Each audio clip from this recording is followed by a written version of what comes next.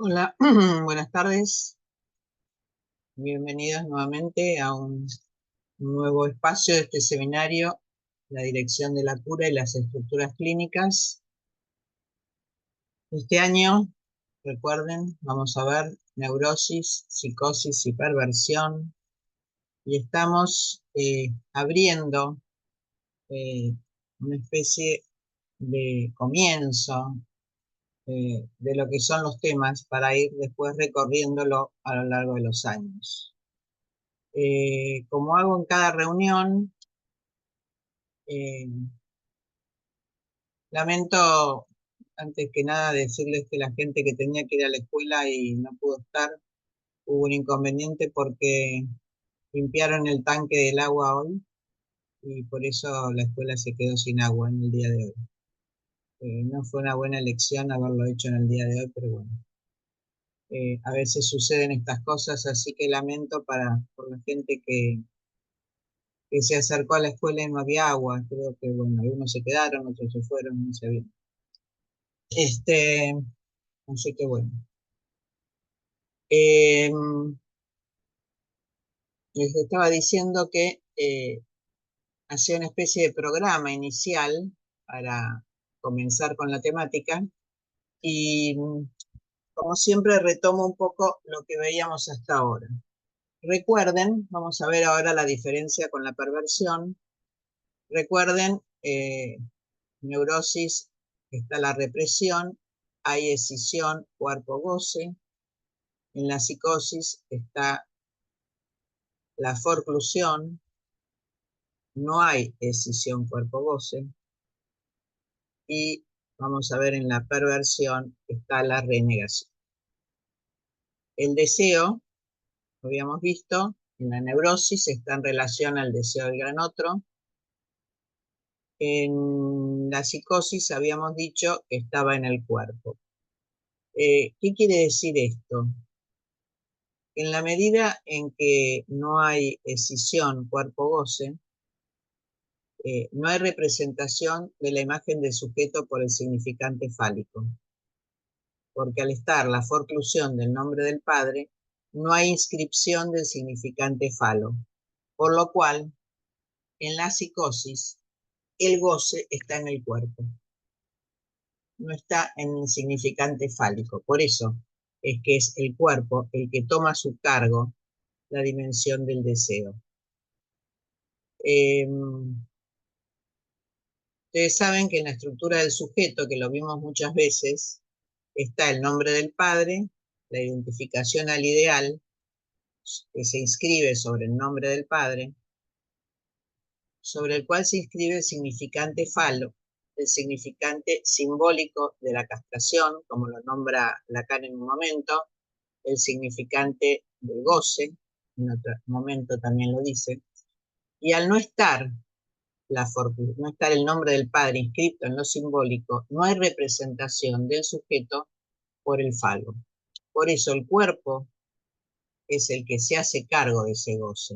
Por eso Lacan insiste, que sirve para todo el tiempo, para los analistas, cuando habla sobre la jornada de psicosis en el niño, que el analista debe oponerse a que el cuerpo del niño sea objeto de goce del otro. Esto quiere decir que no hay significante fálico que lo represente a ese niño y que permite hacer el juego con el lugar del gran otro que en ese momento ocupa la madre, para ser ese objeto brillante, ese objeto lindo, ese objeto que la madre puede tener ahí como objeto de deseo. El niño se identifica ese objeto de deseo y la madre ese objeto de amor. Eso en la neurosis. Como en la psicosis no sucede esto, el cuerpo del niño es el que ocupa el lugar del goce.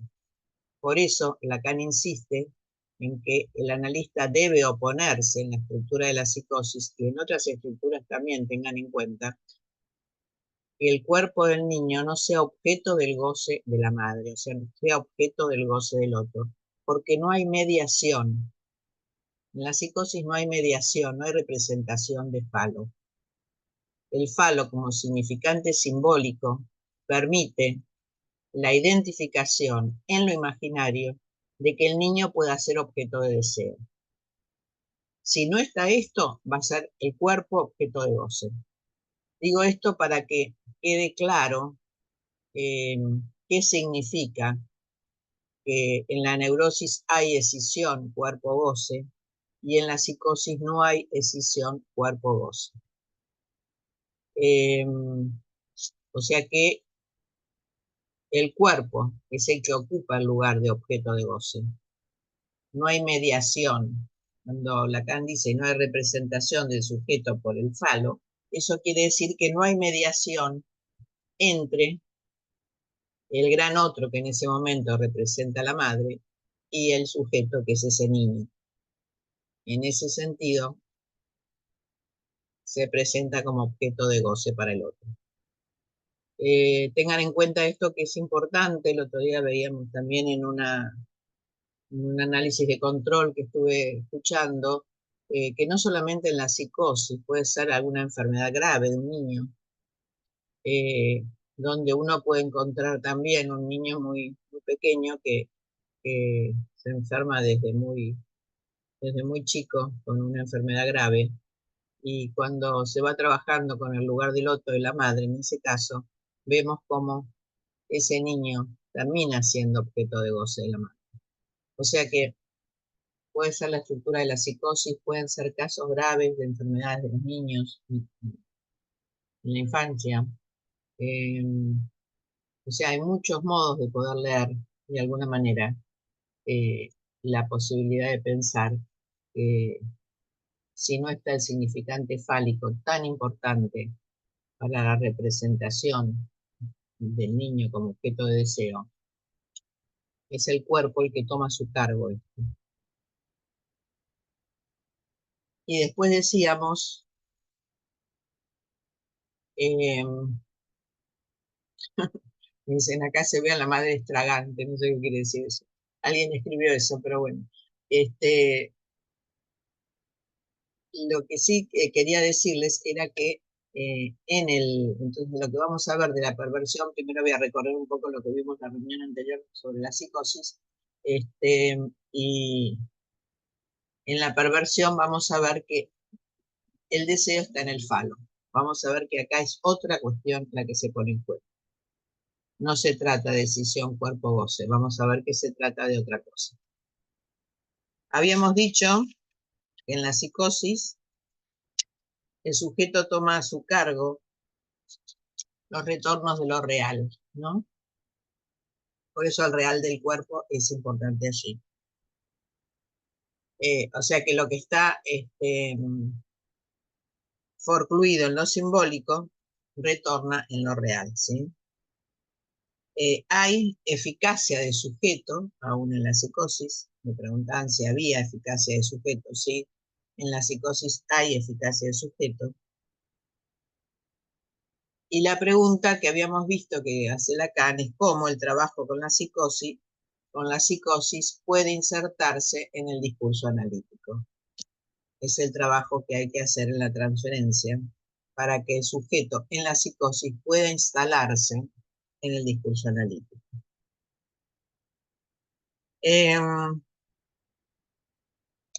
¿Hay una ética del bien decir en la psicosis? Es la otra pregunta que Lacan nos lanza. Si hay una ética del bien decir. Sabemos que todos los sujetos en la psicosis no son iguales, aun que nosotros vayamos a ver ahora, como vimos la última vez, las diferencias en cuanto a la forma de expresión de la psicosis. Aún así, en cada una de ellas, el sujeto en la psicosis tiene su singularidad.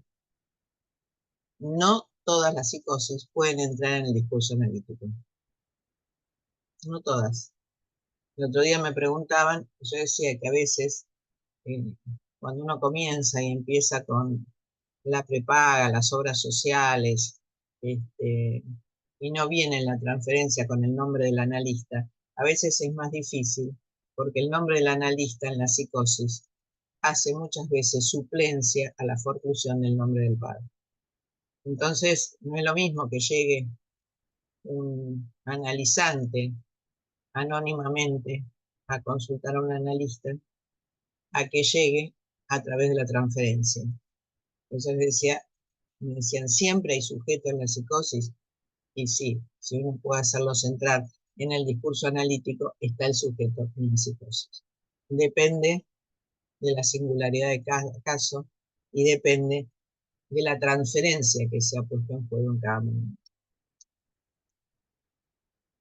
Eh, También decía Lacan que el psicótico es un mártir del inconsciente, y esto quiere decir que es un sujeto que tiene un sufrimiento superior a cualquier otro, porque no tiene ese sostén simbólico necesario para regular entre el deseo, la demanda y el goce.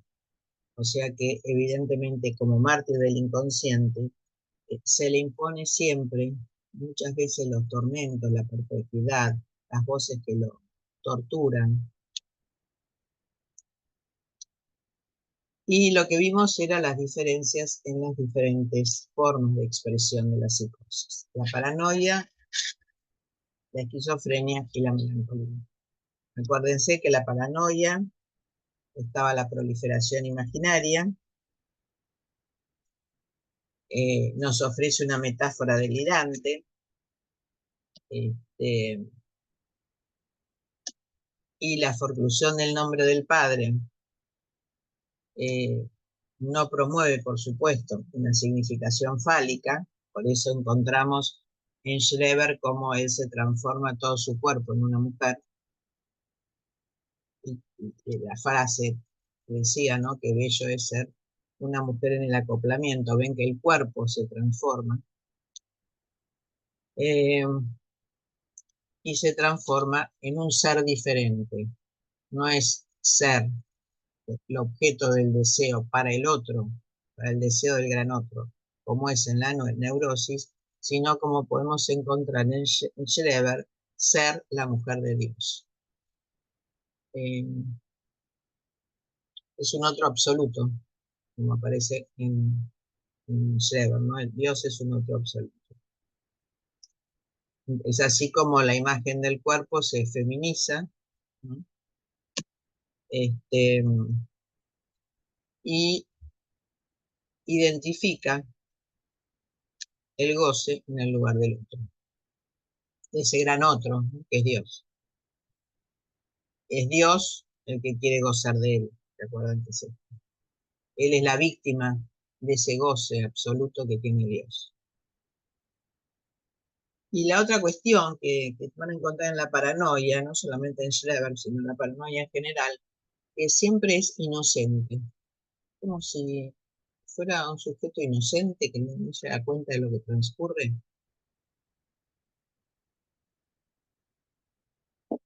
Pero sí es cierto que la paranoia está la mayoría de las veces en sujetos muy inteligentes, con lo cual el delirio es bastante extenso y a veces uno se confunde y puede creer y no se da cuenta que su discurso es delirante. Eh, Esa es la otra cuestión que tienen que tener en cuenta cuando el discurso se transforma en un discurso delirante.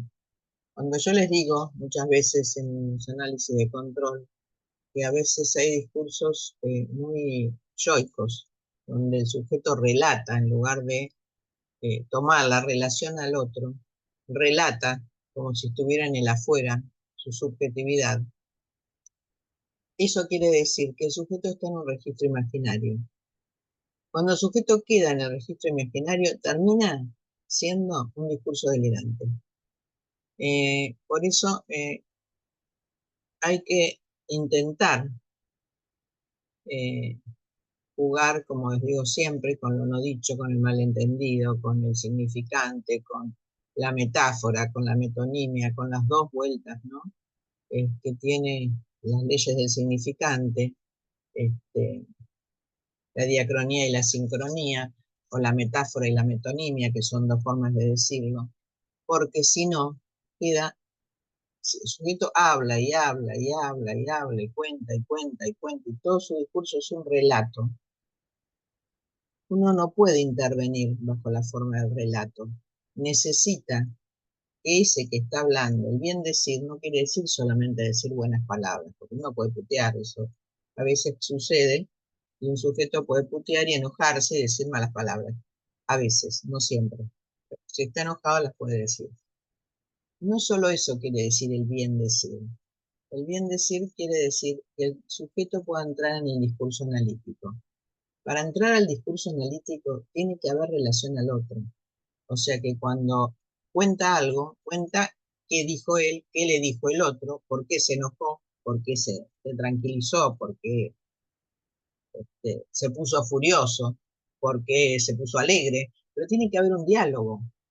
O sea, eh, uno tiene que tratar de que ese que está hablando allí arme un diálogo con el otro. Si no arma un diálogo, lo que transcurre es un relato imaginario que muchas veces termina siendo un discurso delirante. Eh,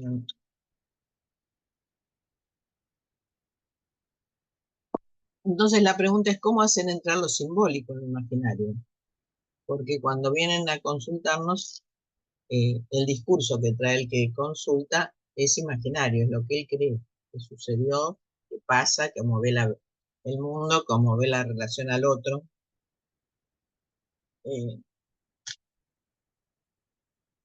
para poder realmente intentar de alguna manera colocar ahí una pregunta para que la relación al otro pueda darse. Veo una mano levantada, pero vamos a hacer las preguntas al final. No sé si alguien quería hacer una pregunta, pero cuando termino de decirlo, armamos la pregunta. Así que Martín, te digo que tengas un poco de paciencia. Este, bueno, discurso. Entonces, que no sea el registro imaginario, sino que pueda de alguna manera armar un diálogo, o sea, crear en el sujeto que habla un diálogo. Dijo tal cosa, sucedió tal otra, tengo tal recuerdo, mi hermana me dijo esto y yo le dije lo otro. No sé, quien fuera ese otro, si no parece que hablara solo, él con sus propios pensamientos. El relato, y ustedes se tienen que dar cuenta de esto, que es el relato del sujeto con sus propios pensamientos. No es un relato, estuve allá, estuve acá, vine acá y le dijo otro, y le dije y no le dije. Entonces, todo yo. Eso hay que poder cortar ese discurso. Bueno, eso es para todos, la neurosis, para la psicosis, para la perversión, para cualquiera de las estructuras. Pero quería decir que un discurso netamente imaginario puede terminar siendo delirante. En la esquizofrenia, así como en la paranoia había proliferación imaginaria, en la esquizofrenia hay disgregación imaginaria. Es un estado de disociación con el mundo exterior. Y ese exterior pretende ser su mundo. Les había dicho que vamos a ver si nos da el tiempo a ver el esquizo y las lenguas, el caso de Wolfson, cómo había perdido la lengua materna y después la recuperó con un síntoma que tuvo en la infancia. Wolfson muestra tres posibilidades, les había dicho en su estructura. El autismo, porque deja de denominar, no puede hablar, va a tomar la palabra como equivalente de la cosa, es decir, el cuerpo al pie de la letra, y rechaza la significación como una imposición alienante. Y entonces, para poder recuperar su lengua materna, va creando un discurso neológico, porque utiliza, eh,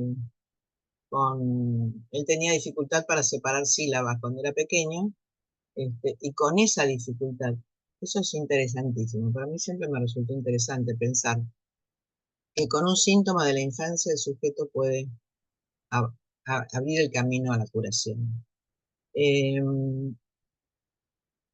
Con este síntoma que tenía en la infancia, que no podía separar las sílabas, empezó a usar en otros idiomas, el alemán, el italiano creo que era, otras lenguas, empezó a armar palabras hasta que finalmente pudo recuperar la lengua materna, que era el inglés.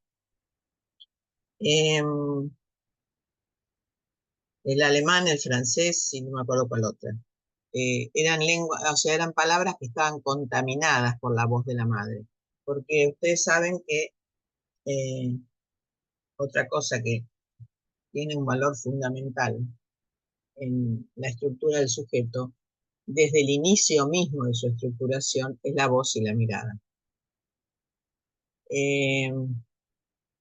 La voz, ¿se acuerdan? Es la voz autorizada del padre, se inscribe sobre el nombre del padre y permite la construcción del ideal y autoriza que el niño sea objeto de deseo de la madre. Y ahí se inscribe por primera vez la voz del padre. Por eso en la psicosis, hoy me preguntaban, ¿las voces de la psicosis son propias? No, no son propias. Las voces alucinadas de la psicosis es la voz no autorizada del padre que retorna desde lo real, no es propia. Retorna desde lo real y es una voz que muchas veces, como en el caso que escuché hoy, que va a ser interesante porque lo van a presentar, en la sección clínica, eran voces que lo denigraban, le imposibilitaban el movimiento, que lo destituían como sujeto. Entonces me preguntaban, ¿es la voz propia? No, no es la voz propia. La voz que viene desde el exterior, desde lo real, que se le impone al sujeto, es la voz no autorizada del padre. Esa voz, es lo que instala luego la mirada, la imagen. O sea, el otro, que en ese momento está representado por la madre, pueda con su mirada imaginar a ese niño como un objeto de deseo. La mirada ahí, el padre autoriza a la madre, no es que la madre autoriza al padre.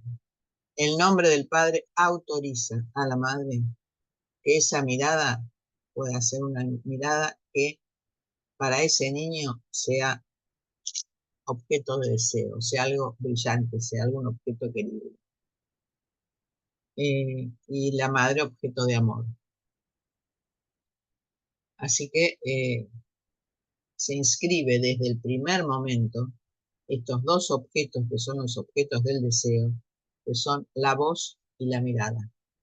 Entonces retomo, la voz desde el lugar autorizante del padre bajo la forma del nombre del padre y la mirada para constituir el imaginario donde el niño es objeto de deseo. La melancolía, recuerden, nos ofrece otra posibilidad que Lacan parte de ahí, de la diferencia entre duelo y melancolía.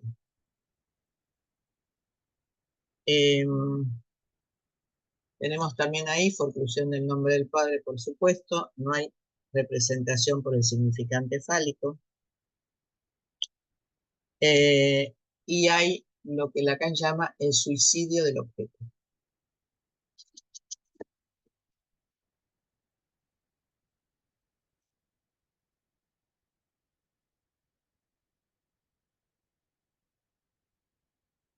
El suicidio del objeto. Y es lo que vemos muchas veces cuando llega al acto, el pasaje al acto, y hay un atravesamiento de la imagen en la precipitación del acto suicida. Hay una cuestión muy fuerte acá en la melancolía, que es una fuerza que se vuelve contra el sujeto como una potencia de insulto.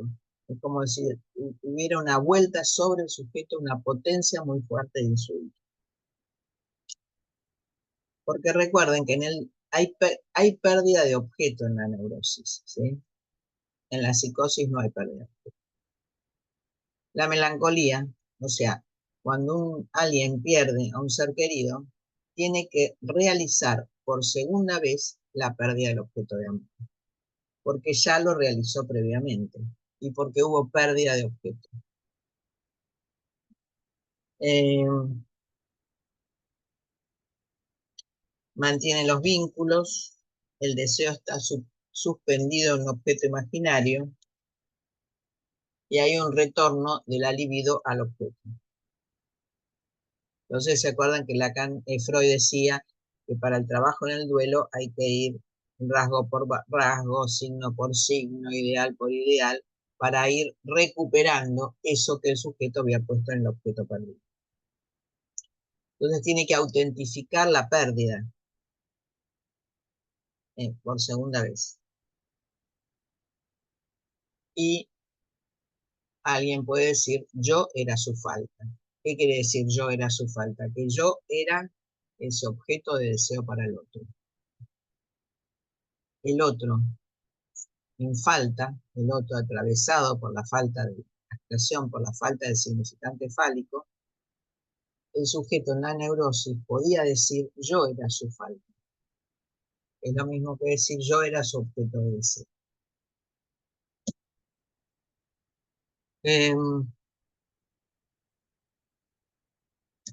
El duelo es lo inverso a la forclusión, decíamos.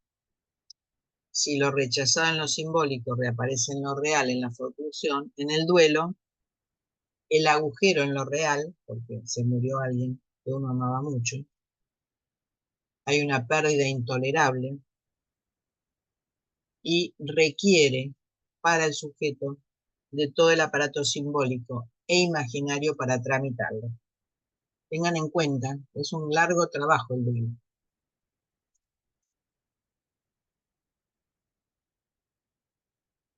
Eh, Cuando alguien llega en tiempo de duelo, no es síntoma, no es que llega por un síntoma, llega para tramitar esto y puede construirse o no un síntoma. No es lo mismo llegar en tiempo de duelo al análisis que llegar con un síntoma en cualquier otro momento de la vida. Eso en el duelo para la neurosis. En la melancolía habíamos visto el objeto es menos aprehensible porque está presente. Como no hubo pérdida de objeto, el objeto se le presentifica y desencadena efectos catastróficos porque amenaza la pulsión de vida. Amenaza la pulsión que los adhiere a la vida. Por eso está lo que Lacan llama el dolor de existir en la melancolía. La existencia es terrible para el sujeto y siempre va a decir que anteriormente fue terrible y antes todavía, peor todavía, y siempre es una dimensión terrible de la vida. Siempre va a decir el sujeto que es indigno, que es despreciable, que es repulsivo, que necesita castigo. Y esta autocrítica la lleva hasta el pasado, bien lejano, el pasado bien lejano. Nunca fue mejor, bien. Nunca fue mejor. ¿Cuál es el delirio que se instala aquí? El delirio de indignidad. No es fácil trabajar con la melancolía, pero bueno, como dice Lacan, que empezó por la estructura de la psicosis, es posible. Bueno, esto es lo que vimos la vez pasada. Después me van a hacer las preguntas que quedaron pendientes. Y vayamos a la perversión. El comienzo de la perversión quiere decir también parte de, del programa que vamos a recorrer. Está la renegación, por supuesto. Decíamos que el deseo está en el falo. Eh, Hay una renegación de ¿qué? De la castración.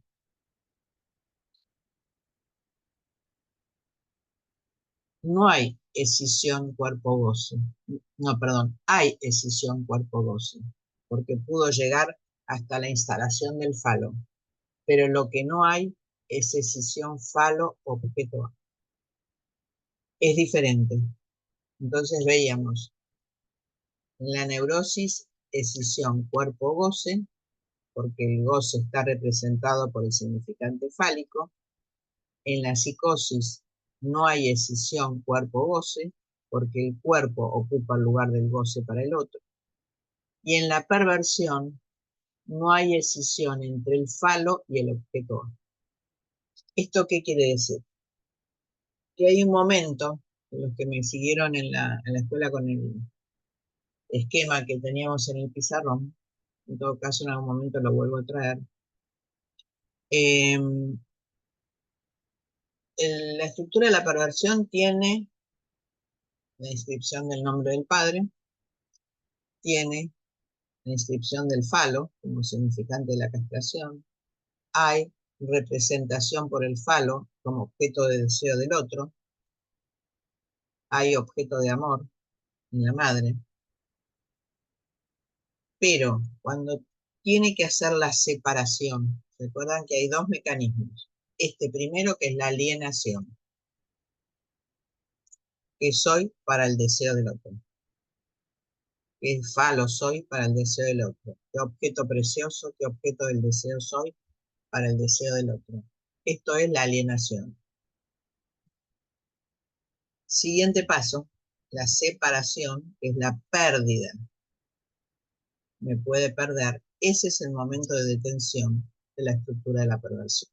No hay pérdida, porque en el momento en que tiene que renunciar a ser el falo para el otro, hay caída de objeto A. ¿Para pasar a dónde?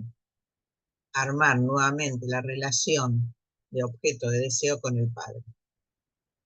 Ese pasaje, ese tiempo de separación donde puede perderme como objeto A caído de ese lugar fálico, para el perverso no está. Por eso no hay, no hay, y después vamos a ver qué pasa con esto. No hay escisión falo-objeto. Es diferente a las otras estructuras. El sujeto en la perversión se identifica al falo materno. Freud nos decía que el perverso se rehúsa a saber la falta de pene en la mujer. Desmiente la castración. Por eso hay una renegación, una desmentida de la castración, y cree en un sustituto. Por eso el ejemplo que más da Freud es el fetichismo.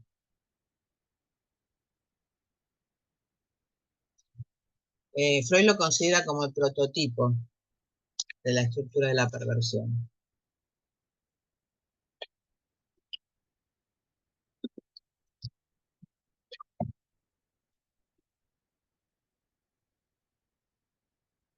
El fetiche es un objeto que representa un triunfo, el triunfo sobre la castración.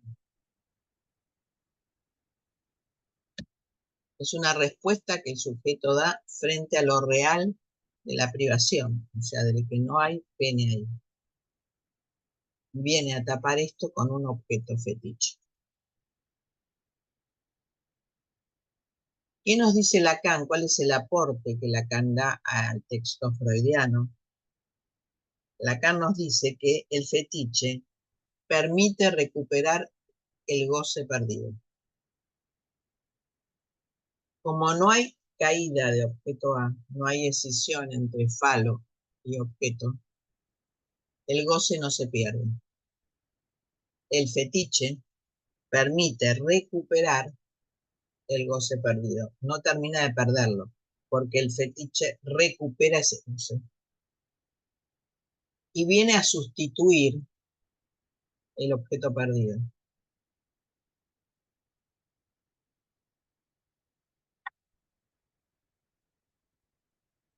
Todas las escenificaciones que nosotros podemos ver en la estructura de la perversión, donde el perverso realiza sus fantasmas y donde el neurótico muchas veces nunca va a ser un perverso, como dice Lacan. El neurótico no cree en la perversión, pero no va a ser un perverso, pero le sirve la perversión para sostenerse en el deseo. O sea, tiene su objeto ahí de la perversión en su horizonte para sostener su deseo. Eh,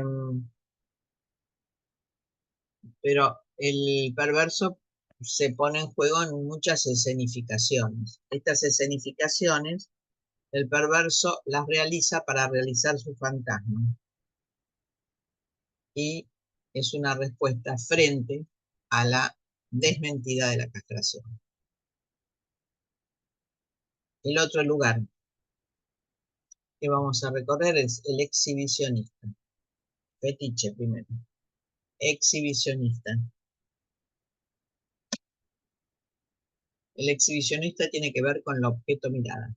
Ven que siempre tiene que ver con la cuestión de lo que no se pudo perder, de esa imposibilidad entre el falo y el objeto A como caído. El exhibicionista hace surgir la mirada, donde no está. Busca hacer surgir la mirada en el campo del otro, en tanto da a ver al otro lo que la suscita, lo que suscita esa mirada.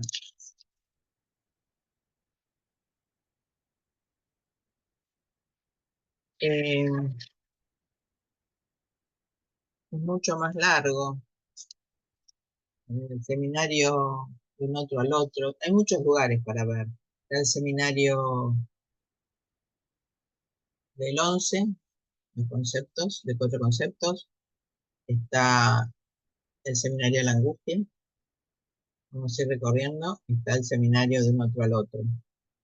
En el seminario de un otro al otro, Lacan nos decía que el perverso se dedica a tapar el agujero en el gran otro, para realizar las cosas que no fueron dadas. O sea, el gran otro es un lugar limpio de goce. El perverso intenta colmarlo con un objeto. Es un defensor de la fe, porque saben bien que dice Lacan que la mirada es algo muy difícil de abordar en, en cualquier estructura, porque una mirada puede hasta devastar a un sujeto, y uno lo sabe eso. De alguna manera alguien dice, de chico me miraba de tal manera que con la mirada ya alcanzaba, no hacían falta las palabras. Una mirada puede ser devastadora. Eh, y el exhibicionista, eh, ¿cuáles son los efectos? Se pregunta Lacan de la exhibición, ¿no? ¿Causa temor o no al testigo para provocarla? ¿Causa temor o no? ¿Provoca pudor en el otro? ¿Provoca un espanto en el otro? ¿Provoca una violencia? ¿Es complaciente? No, dice, lo más importante, todo esto puede estar, pero lo más importante es hacer surgir ahí la mirada, porque vela por el goce del gran otro, cree en la existencia del goce del gran otro y vela para que exista.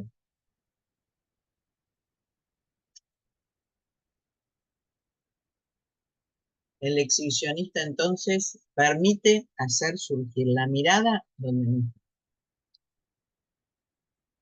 El Weyer,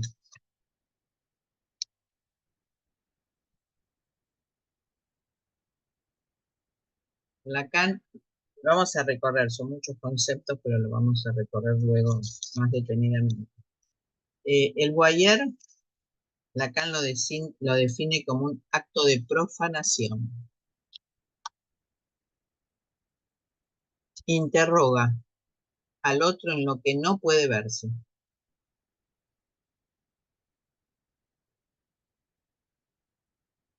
Suscita en el otro lo que nunca podrá ver, su propia mirada para colmar al otro.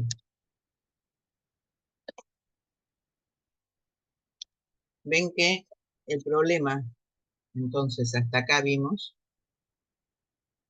que hay decisión, no, el problema es entre la decisión falo-objeto A, y ven que Lacan, que es el que pudo de alguna manera descubrir en la dimensión de la posición del valor del objeto A, va a mostrar cuál es el efecto de este objeto mirada, que no pudo caer, no tuvo caída de este objeto, en el exhibicionista y en el voyerista. La mirada, ¿no? El exhibicionista y el voyerista tienen que ver con este objeto que no pudo caer de su estructura e intenta colocarlo en el lugar del gran otro.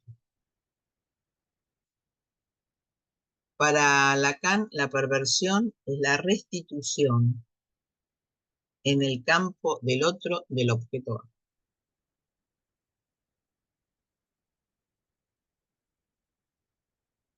El campo del otro es el inconsciente, el gran otro, digo, ¿no? El gran otro es el inconsciente, es un campo limpio de goce. Y acá el perverso intenta colocar el objeto de goce de la mirada en el campo del otro. Bajo dos formas.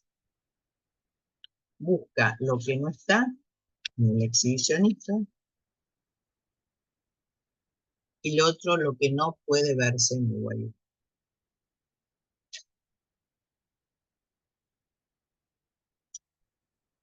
Termino ya con unas dos últimas estructuras de la perversión que después vamos a recorrer, que tienen que ver con la voz. Si estas dos tenían que ver con el objeto mirada, el masoquismo y el sadismo tienen que ver con el objeto voz.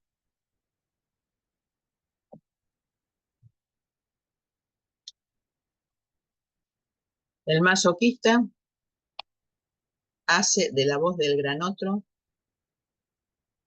a lo cual él va a dar la garantía de responder como un perro. Él le da la garantía al gran otro de responder como un perro. Puede ser la voz fría de la madre, que se pudo haber expresado y recorrido por todas las manifestaciones de lo arbitrario. Es una madre que presenta todas las posibilidades de lo arbitrario. Es lo que no ha estado del lado del padre. Es un modo de complementar. Busca hacer surgir la voz en el gran otro. Cede su palabra para que retumbe la voz del gran otro. ¿Se acuerda que decíamos que la voz era la voz del padre que autorizaba? En la forclusión no está autorizada esa voz porque no hay significante fálico. En la perversión, al no haber separación, no está el acto de puede perderme, no está el acto de caída del objeto A. Cuando se dirige al padre, este padre está como ausente, lo que insiste fuertemente en la voz materna.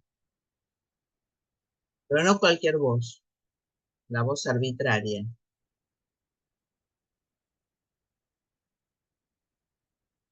la voz a la cual el masoquista responde como un perro.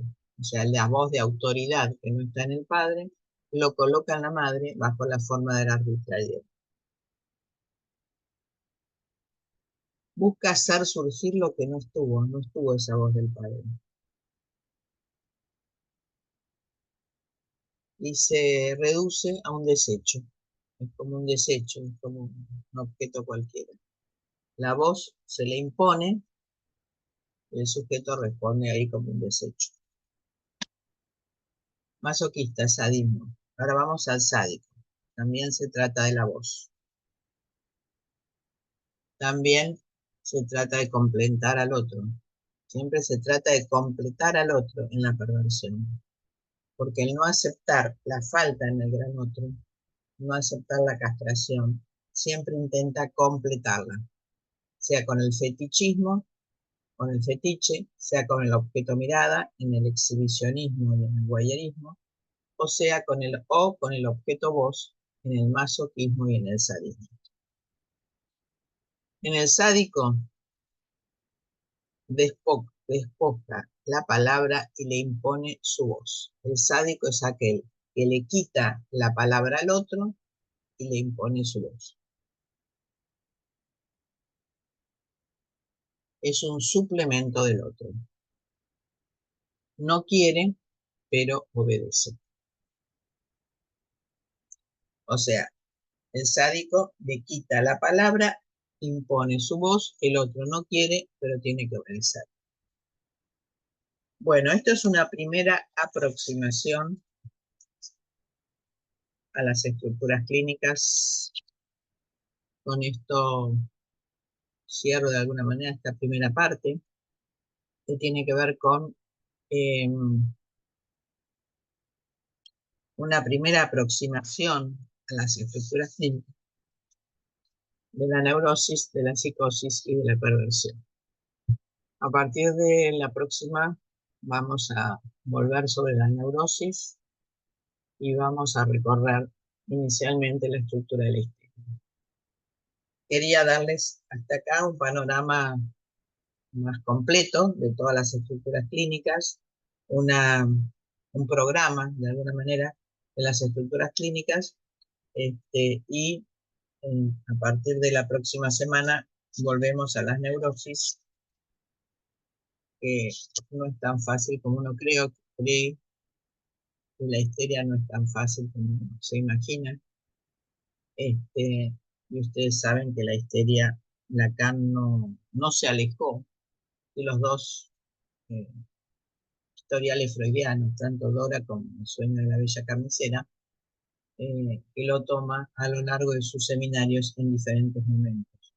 Vamos a intentar recorrer eh, la histeria para ver si esos casos no nos quedan como casos en el museo.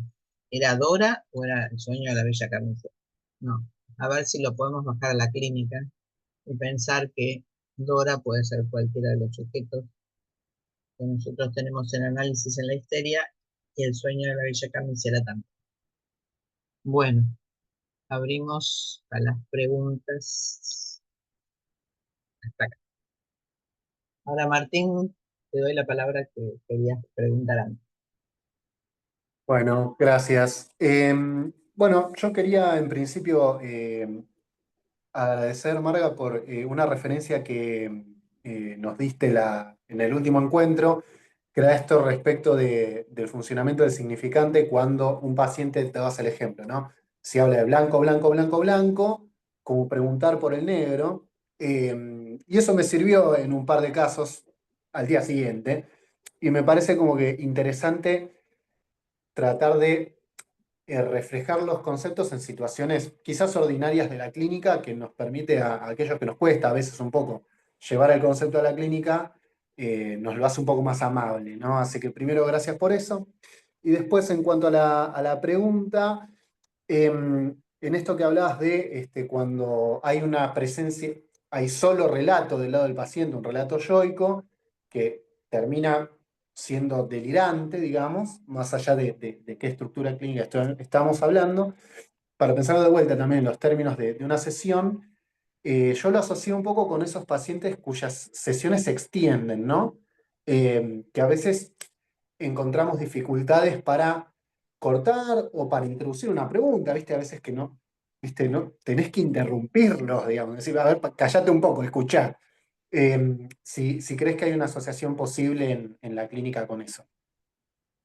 Sí, claro. Gracias, Martín. Sí, claro, hay esas pacientes que tienen un discurso metonímico, que van y van y relatan una cosa, así una a la otra. No, hay que, aunque no quieran, y aunque a veces hay que insistir, hay que colocar ahí un corte posible, y decir que cuenten qué pasó, cuál es el recuerdo, qué pasó en ese momento, con quién hablaste, a ver, qué te contestó. Porque parece que habla, que el otro dijo, yo dije, entonces, esto es un relato, ¿no? Relato tal cosa, relato tal otra, relato. Y la verdad yo no puedo intervenir en nada, porque no se puede decir nada de los relatos. Es tan imaginario que no se puede decir nada. ¿Cómo se introduce con algo que puede ser malentendido para hacer surgir una cosa que no está dicha? Si, como decía, si habla de lo blanco, que hable de lo negro, o si habla de, qué sé yo, de la hermana, que hable, no sé, de otro personaje, otro lugar que no sea donde nos quiere llevar. Dirigir la cura es no hacer lo que el analizante quiere que nosotros hagamos. Porque Lacan se pregunta, ¿qué quiere usted que su analizante haga con usted? Y bueno, no tenemos que seguirlo lo que él quiere hacer con nosotros, porque si no, no podemos dirigir la cura. Entonces tenemos que decirle que nosotros, para que entre en el discurso analítico, tenemos que intervenir para que él nos cuente qué sucedió, qué pasó, a veces cómo es su casa, cómo se levanta a la mañana, cómo se cepilla los dientes, cómo entra a su casa, cómo saluda al otro, qué le contestó el otro. A veces son tan simples las preguntas, eh, pero no son simples. Es lo que permite cambiar ese discurso metonímico, casi delirante del otro, donde parece que ya tiene todo resuelto, a empezar a crear ahí la dimensión de un síntoma. Creo que si uno puede hacer eso, empieza a aparecer el síntoma. Si no, no está dicho. Es muy difícil hacer decir un síntoma, no siempre lo tienen. Pueden decir que demando por tal cosa y tal otra, pero que eso sea síntoma para el sujeto, que sea verdaderamente un malestar, que lo lleve a hacer un análisis largo, por muchos años, bueno, eso hay que construirlo. Entonces, para eso hay que dirigir la cura, no someternos bajo la forma masoquista, como diría Lacan acá, a que el otro nos imponga su voz y nos quite la palabra, ¿no? Porque si no terminamos en una posición masoquista del análisis. Así que bueno, es un trabajo lento, no tiene que dar grandes interpretaciones, no tiene que hacerse como el genio, todo lo contrario, ¿no? Sino que poder cortar y decir esas pequeñas cosas cotidianas que el otro no viene a contarnos. A eso me refería. Bueno, gracias Martín, me alegro que te haya servido la intervención con tu paciente. Miriana, Hola Marga, hola a todos. ¿qué tal? Bien, yo también tenía un agradecimiento porque, bueno, todos los días vuelvo sobre las grabaciones de tu seminario y el otro día comentaba en el cartel que leyendo textos sola, porque para llevar algo al cartel me voy encontrando con cosas que vos has traído en los seminarios y se siente como una guía, ¿no? Porque a veces es tan difícil leer solo y pensaba, bueno, cuántos efectos que tiene el seminario de Marga que uno se va encontrando con estas cosas, así que agradecerte por todo el trabajo que tan Gracias. generosamente. Muy bueno, la pregunta de Martín también se me había armado un poco en relación a qué hacer en esos momentos donde se arma ese discurso tan yoico, así que bueno, ahí contestaste. Y la otra pregunta que se me había armado es en relación al objeto en la melancolía, porque, claro, vos decías que en el duelo hubo primero una pérdida de objeto y en la melancolía, que entiendo del orden de la psicosis, eso no estuvo esa primera pérdida. Entonces, ¿cómo es esto menos aprehensible? Si podías abrir un cachitín más, que como que no hubo pérdida de objeto, se le presentifica estos efectos catastróficos. Si podías abrirlo un poco. Gracias, Marga. Gracias, Miriana. Eh, la pérdida de objeto no es solamente el objeto de amor. es el objeto A, todas las pérdidas del objeto A. O sea, el, la de la demanda y la del deseo. El seno, el excremento, la voz y la mirada. Son objetos que a lo largo de la estructura del sujeto se van perdiendo, se pierden. Entonces, no es que solamente se perdió el objeto de amor, el padre, la madre, un hermano, alguien, una pareja, alguien que el sujeto quería mucho, sino que estuvo fallado la posibilidad de la pérdida de los objetos. Porque como el significante fálico es el que autoriza la regulación de los objetos del deseo y de la demanda, al no estar eso, no hubo pérdida de objetos. Entonces, se le presenta bajo la forma, el objeto ahí presente. Él es ese objeto de desecho. Él es ese objeto denigrado. Él es eso que no sirve para nada. Nunca sirvió para nada y antes nada sirvió. Se le presentifica en él mismo. O sea, ese objeto de desecho que tendría que haber quedado en el fantasma para la neurosis, ¿no?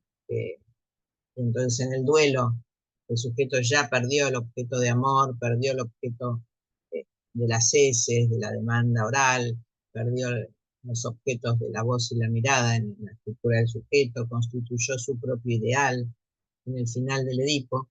Como no estuvo todo eso, todo ese camino, que es un camino arduo que tiene que hacer el neurótico, no estuvo realizado. Entonces, él es ese objeto de desecho. Él se transforma en ese objeto A que hay que tirarlo, por eso se presentifica ahí. Él es el objeto A de desecho. Se identifica con ese objeto que no fue perdido. Por eso se presentifica ahí. Eso es el drama de la melancolía, eh, a tal punto que puede pasar, atravesar la imagen y tirarse, ¿no? Con el acto suicida. Lacan dice que hay suicidio del objeto, ¿no? Al no haber pérdida del objeto, hay suicidio del objeto. Y él se transforma en ese objeto denigrado, ese objeto que no sirve para nada. No es como en la perversión, donde el sujeto obedece, el masoquista, ¿no? A la voz del otro, y bueno, y obedece como un perro, entonces se transforma en un perro. No, acá no se transforma en nada. Él es un objeto de desecho, no sirve para nada. Se presentifica en él mismo esa pérdida. Eso es tan difícil en melancolía, ¿no? Entonces, no es lo mismo que atravesar signo por signo, ideal por ideal, porque no se pudieron constituir. De ninguna manera. Hay que construirle un nuevo ideal. El melancólico busca un ideal que no tiene. Y en la cura, lo importante es poder construirle un nuevo ideal. En la singularidad de cada caso, ¿no? Buscar algo que le permita construir lo que no tuvo. Siempre va a ser bajo la forma de una suplencia, pero bueno, le puede permitir construir un ideal. En el mejor de los casos, cuando la transferencia funciona verdaderamente. Bueno, gracias, Miriana. Sergio. Hola, buenas tardes. Hola, Hola. Marga. ¿Cómo va? Bueno, gracias ahí por tu presentación. Te quería preguntar lo siguiente. Recién estuviste hablando sobre la neurosis, la psicosis, ¿no? Y la perversión. Y se me arma la pregunta en relación, porque tomabas, ¿no?, entre la neurosis y la decisión cuerpo-goce. Y la pregunta es por las enfermedades psicosomáticas. Si entrarían dentro del campo de la psicosis, en esto que hablaste que no había decisión goce-cuerpo. Es una pregunta que me hago, si en relación a esto que se ve bastante en el consultorio. Y digo, bueno, si estarían también ligadas, ¿no?, en esta cuestión de dentro de la psicosis, en esto que a veces Lacan decía que quedaba como los significantes congelados o los fraseados, que no había una distancia. si se podría pensar que están dentro del campo de la psicosis. Gracias, Sergio. Depende de la gravedad. Ok. No todas las psicosomáticas son iguales. Vieron que psicosomática es una palabra que Lacan no usa demasiado. A veces la usa. En el 11 la usa. En algún otro lugar. Yo lo tomaría más como las enfermedades en general. Yo creo que hay que trabajarlas, no hay que dejarle la enfermedad al médico, al discurso médico. Y entonces creo que sí, que hay que hacer entrar muchas veces en lo simbólico lo que se presenta en lo real del cuerpo.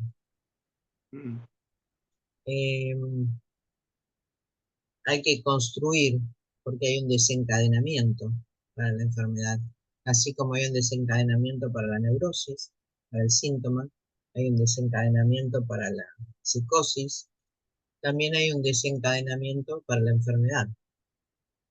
Entonces, primero habrá que construir el desencadenamiento. No sé qué pasó. No sé. Hay que construir el momento del desencadenamiento de la enfermedad. Muchas veces las enfermedades más graves, psicosomáticas, se desencadenan en algún acontecimiento. Como por ejemplo, puedo contar un caso donde una artritis reumatoidea se desencadenó con el nacimiento de un hijo. Esa historia que conozco no es ajena a una canallada en la historia familiar, por decirlo de alguna manera, donde el que había sido el padre no lo había sido, y donde la madre mantuvo siempre oculto el ejemplo, ¿no? Doy un ejemplo de lo que se me ocurre ahora. Entonces tenemos que mostrar el momento, o sea, cuando tiene que ser ahí el nacimiento del hijo, seguramente está toda esa historia previa, donde su propio nacimiento estuvo encubierto por un engaño, por una mentira, por una canallada, por algo que no fue dicho. Entonces digo, hay que ubicar y trabajar eso para que lo simbólico venga a ser también su creencia de lo real del cuerpo. Me acuerdo que comienzo mismo, ahora estoy acordándome, cuando estaba en el hospital, me parecían casos así, con enfermedades importantes, y miren lo que pasa a veces con los hospitales o las prepagas, que nunca nadie los escuchó. Entonces cuando uno los escucha por primera vez tiene un efecto mucho más importante que los que ya están acostumbrados al análisis o a otros tratamientos psicológicos. Y, y pudo de alguna manera resolverse. No demasiado tiempo, y cambiar de diagnóstico. Inclusive hubo un cambio de diagnóstico. Los médicos se sorprenden, creían que era una cosa y es otra.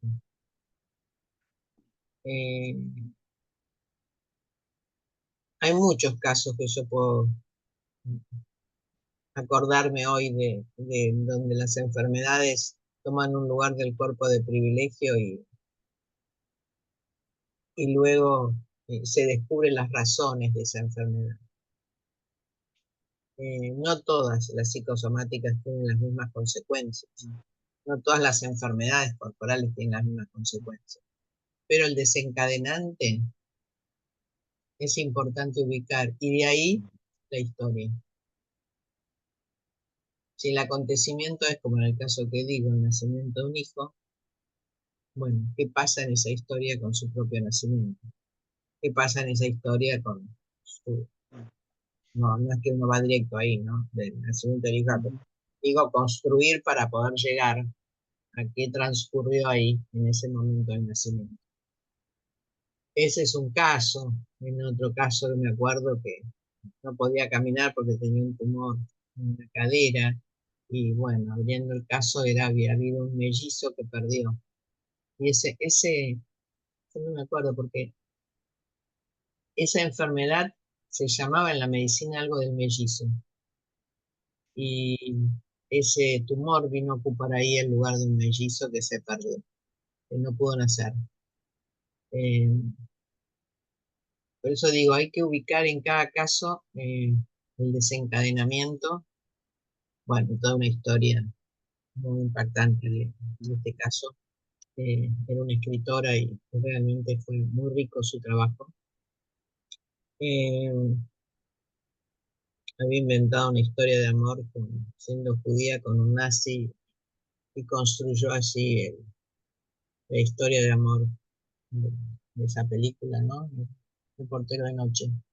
Este, no sé si la vieron, pero bueno, es una película interesante para ver lo que es el fantasma, este, entre el torturado y el torturador. Bueno, otro caso.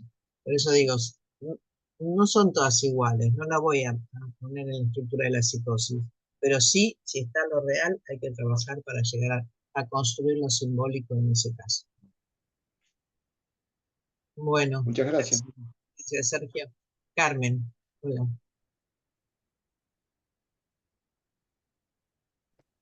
Bueno, gracias, Marga. La verdad que maravilloso todo lo que trajiste.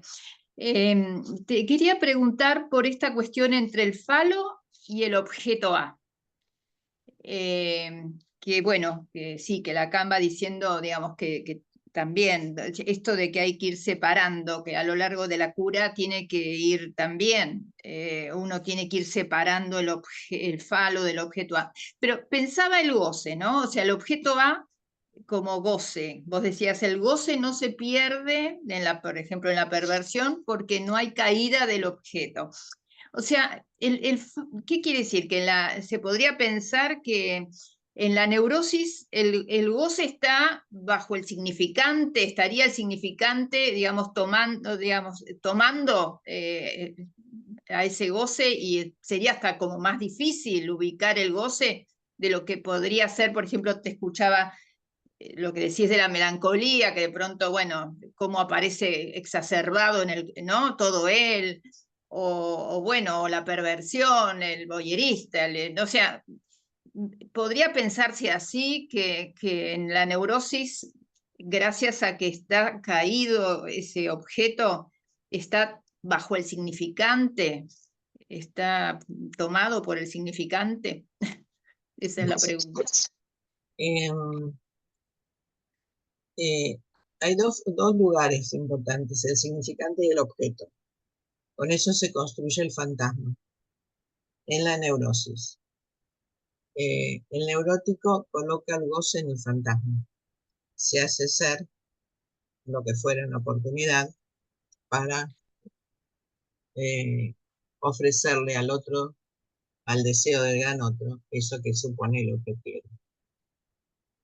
Que hay caída de objeto A quiere decir que hay separación, que no fue solo alienación.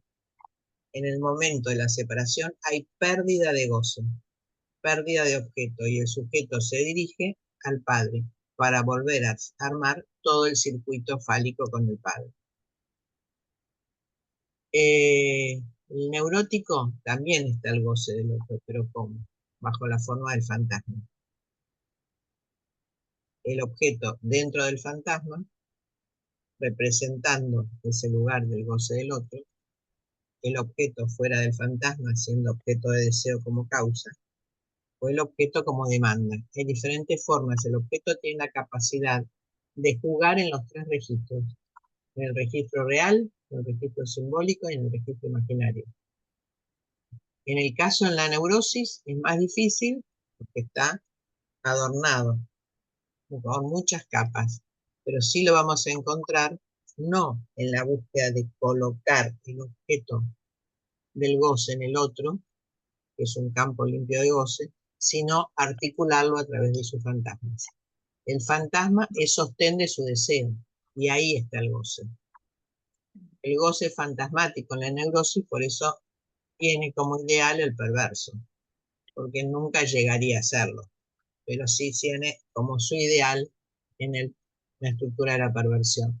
Pero ¿dónde está su goce? En el fantasma, la dimensión fantasmática. Mientras que la perversión va directamente a buscar en el otro, completar al gran otro, porque no hubo pérdida de goce. Como hubo pérdida de goce en la neurosis, va al fantasma. Como no hubo pérdida de goce en la perversión, va directamente a imponerle la voz, o a responder como un perro en el masoquista, o colocar la mirada donde no está. Son las escenificaciones que arman los perversos, la estructura de la perversión. Es diferente en la neurosis. Los tres registros van a estar siempre articulados en la neurosis: demanda, deseo y goce. En la perversión no. Y en la psicosis, por supuesto, como decía, al no haber significante fálico, el goce es mucho más fuertemente jugado, porque bueno, Dios quiere, tiene que responder a la voz de Dios, ¿no? A lo que supone Dios, o a las voces que se le imponen desde lo real.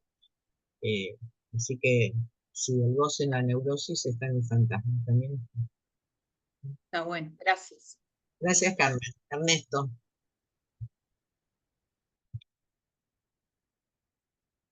Hola, Marga. Hola, Bueno, Ernesto. muchas gracias. Muy interesante todo. Bueno, la verdad que está buenísimo cómo están las diferentes estructuras, ¿no? A través del mecanismo de alienación y separación. Entendí ahí que un poco la perversión tiene que ver con la separación, ¿no? Pero lo que te quería preguntar es, en relación, una pregunta que se me viene armando, de la alienación en la psicosis, ¿no? Porque no está el significante, está forcluido, ¿no? El significante del nombre Claro, del padre. claro.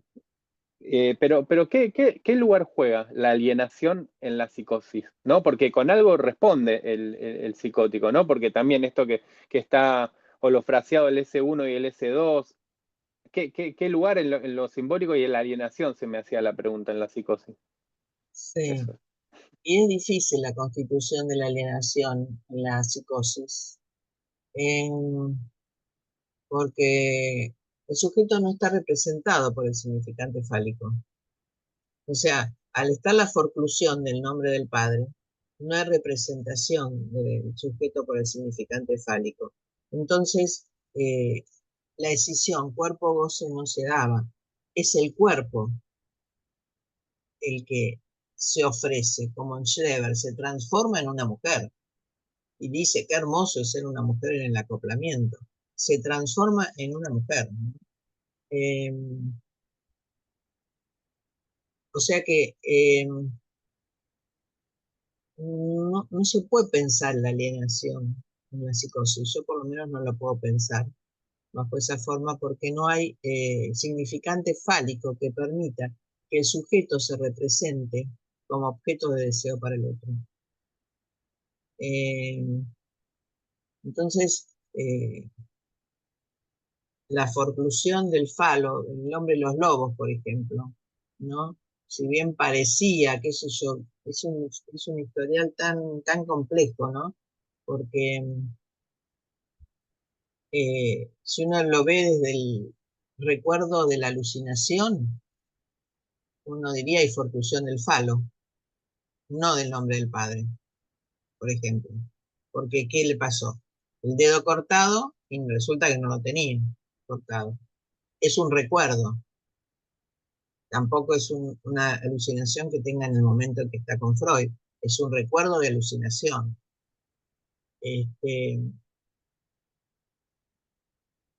O sea que uno diría es una psicosis. Lacan termina diciendo que sí, que termina siendo una psicosis, aunque pudo construir su nombre propio.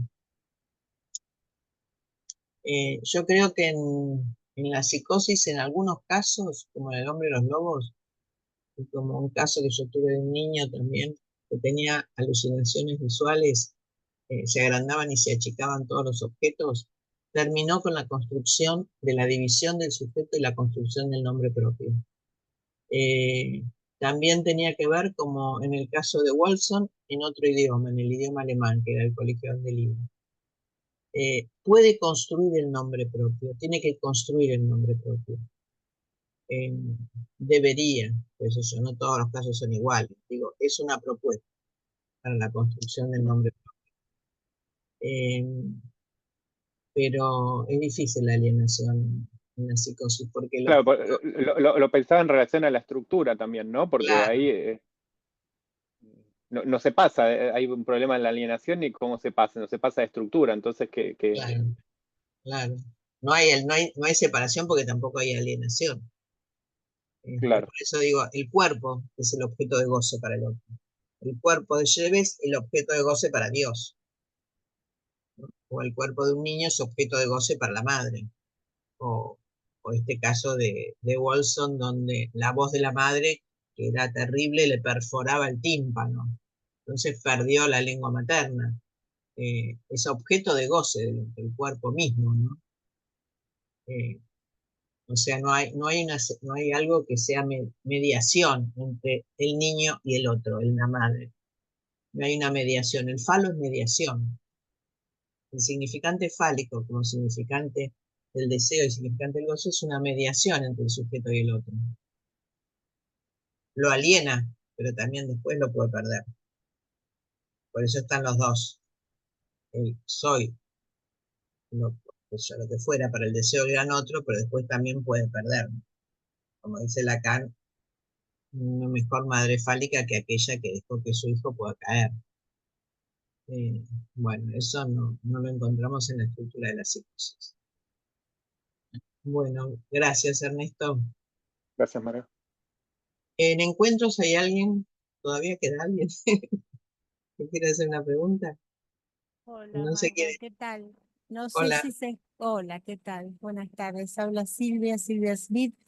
No hola sé si Silvia. se... Quedaste Hola, hola. fielmente ahí en la escuela, muy bien. Sí, sí, hasta en un ratito me voy. Dale. No, que me quedé porque para escucharte desde acá, si no, no llegaba a mi casa, digamos. Una preguntita. Parece muy elemental, casi del orden de la ignorancia, pero la división del sujeto, ¿no? Hace posible la caída del objeto A. Sí. Cuando estás hablando de la perversión, esto está, la caída está, ¿verdad? ¿O no? La Bueno, caída esa del era una... objeto no No, está. porque... no, no está. En el Hay caso de la... división de sujeto, pero no hay caída de objeto. En el caso de la perversión. Sí, porque en la neurosis el sujeto se representa en el lugar del gran otro y en esa operación hay una caída de objeto. Eso es la neurosis. En la perversión no, se queda como siendo el falo del otro. Muy bien. Entonces obtura el lugar de la falta.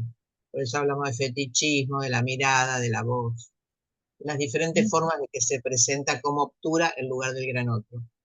O Me con un parece... objeto, claro, con un objeto como el fetiche, con la mirada como el voyerista o el exhibicionista, o con la voz como el masoquista y el sádico. Siempre Gra- obturan la falta. Gracias, Marga. No sé si es el momento, si es oportuno, o quizás lo vas, digamos, a desplegar cuando tomes el caso de la melancolía. Me quedé pensando en esta cuestión de atraviesa la imagen para digamos, ir al acto. Imagino que el acto de la caída del objeto. En Bueno, el no acto sé si suicida.